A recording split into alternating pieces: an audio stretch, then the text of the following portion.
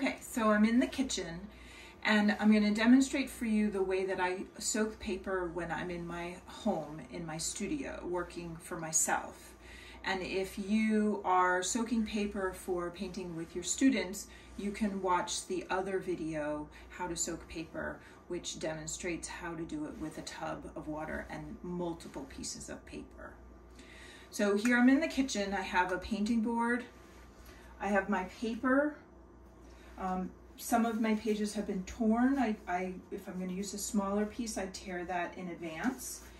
And I also have a tea towel or hand towel, which I will use for covering the paper so it remains damp over time as I'm painting my different paintings. So I'm going to turn on the water, cold water only, because the surface of the paper is very fragile, and if we use hot water, it actually makes it more difficult, makes it more fragile, which we don't want. So we're going to soak it, making sure that all the surface of the paper gets wet.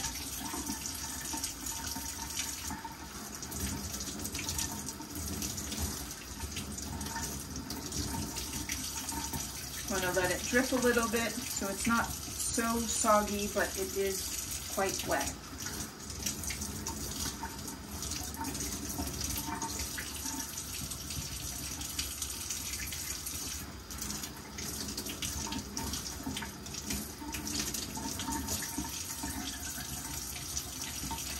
And then with the last big piece, you take a little bit more time and really make sure that you cover every surface, both the back and the front.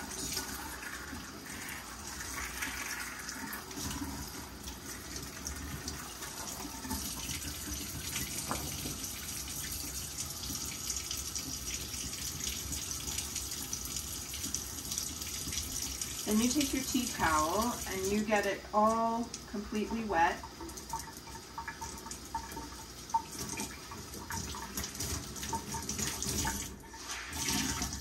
Bring it out as best you can.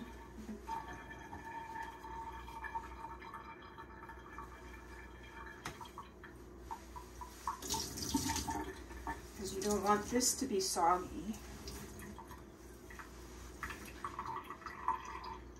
And then you cover over the paper with the towel.